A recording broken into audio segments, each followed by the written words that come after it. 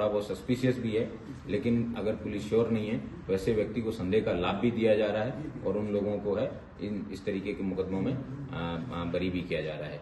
तो मैं उम्मीद करता हूं कि पुलिस द्वारा अभी तक जितने भी 6 अभियोग इनको चार्जशीट किया गया है, इसमें बैलिस्टिक रिपोर्ट आने के बाद में बाकी अन्य जो 6 मुकदमे हैं उनमें भी विवेचना करके अग्रिम विधिक कार्रवाई सुनिश्चित की जाएगी। दुबई में बैठा गैंगस्टर सारिक साठा का नाम संबल हिंसा में आ रहा था, किस तरह से उसके खिलाफ कार्रवाई की योजना पुलिस की है? कोई भी व्यक्ति भारत गणराज्य की सीमा से बाहर भी बैठ के भारत में किसी भी गतिविधि को, लीगल एक्टिविटी को अंजाम देता है, फॉर एग्जाम्पल कोई एक्स व्यक्ति है, वो किसी अन्य देश में बैठ के वाई व्यक्ति को बताता है कि आपको वहां जाके मर्डर करना है, तो उसमें एक्स और वाई दोनों इक्वली अकाउंटेबल होंगे।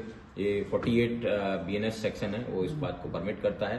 तो कल की गुलाम की गिरफ्तारी के बाद में अब सारिक साठा के खिलाफ भी सेक्शन 48 BNS में विधिक कार्रवाई सुनिश्चित की जाएगी। संबल हिंसा को लेकर सांसद जियाउर रहमान बर्क और विधायक के पुत्र के खिलाफ भी मुकदमा दर्ज हुआ, तो क्या स्थिति मुकदमों की? चार्जशीट हुए हैं या क्या कार्रवाई उसमें है?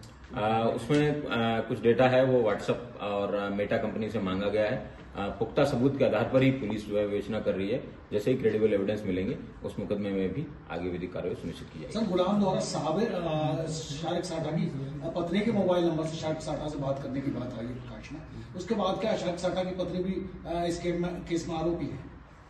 नहीं, अभी तक इस तरीके कोई साक्ष्य नहीं मिले हैं जिसमें सारिक साठा की पत्नी है किसी प्रकार की मुलजिम है। उनके द्वारा इस तरीके का अभी तक कोई लाभप्रद सूचना उनके द्वारा नहीं मिली है।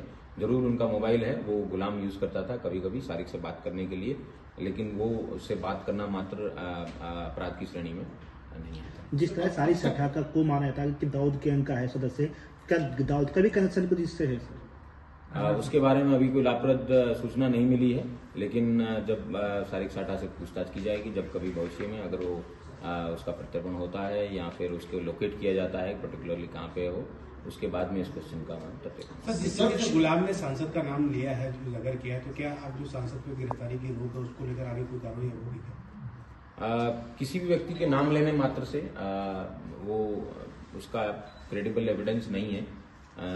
अगर उसमें कोई साक्ष्य मिलता है, उसके द्वारा ये बताया गया था कि 2014 में तो तत्कालीन सांसद थे, उनके बताए अनुसार उन्होंने और उनके जो प्रतिद्वंदी थे उनके ऊपर फायरिंग की थी। वो मुकदमा है, वो पब्लिक डोमेन में है, सभी को उसकी जानकारी है।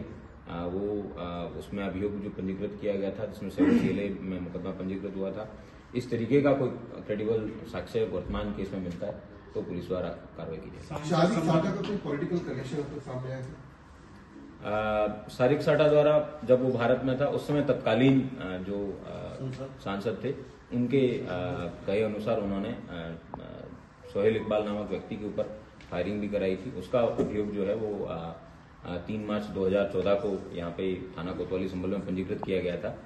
आपके साथ में FIR भी उसकी शेयर कर दी जाएगी, लेकिन उसके अलावा अभी तक इस तरीके का कोई प्रकाश में नहीं आया। लेकिन गुलाम ने पूछताछ में जरूर बताया कि हमें जो क्रिमिनल प्रोटेक्शन है वो यहाँ पे दिया जाता था और उसके बदले में जब कभी भी चुनाव में किसी प्रकार की भी सहायता है वो हम सब लोगों द्वारा की जाती है। सर, एक सवाल पूछना चाहूंगा। कल दिल्ली के एक वकील को लेकर जिक्र हुआ था, वो खबर काफी चर्चा में है। जिस तरह से गुलाम ने कुछ शूटर्स को हथियार दिए थे, क्या वो जो शूटर्स थे वो प्रोफेशनल शूटर्स थे और क्या उनकी हत्या करने की साजिश थी? उसके बयान से हिसाब होता है?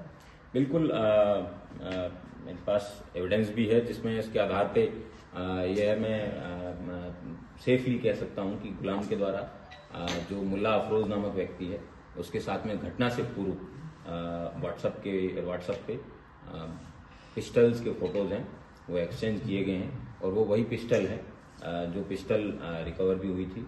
तो यह अपने आप में एक क्रेडिबल एविडेंस है जिसके आधार पे आप बता सकते हैं कि गुलाम जो है वो मुल्ला अफरोज से पूर्व से भी टच में था, उनके बीच में पिस्टल्स का आदान प्रदान भी होता था और वही पिस्टल जो है इसके पास से रिकवर भी हुई है। That in itself establishes the conspiracy which was hatched by these people. Sir, Sarik Satha क्या अकेला मुख्य सूत्रधार मान रहे हैं इसके, कुछ और सूत्रधार नहीं? ये एक लार्जर कंस्पिरेसी है। इसके बारे में डिटेल में अगली बार जब अन्य अपराधी हैं वो पकड़े जाएंगे या अन्य मुकदमे चार्जशीट की स्थिति में होंगे तब बताया जाएगा, लेकिन उसको अकेला सूत्रधार है वो नहीं बताया जा सकता है। सर, 6 मुकदमों में चार्जशीट लगी है, संबल हिंसा को 3 दिन बाद 90 दिन 3 महीने पूरे हो जाएंगे। बाकी मुकदमे की चार्जशीट क्या रहेगा? जल्द ही बैलिस्टिक रिपोर्ट आने पे उन मुकदमों में भी चार्जशीट किया जाएगा। Thank you.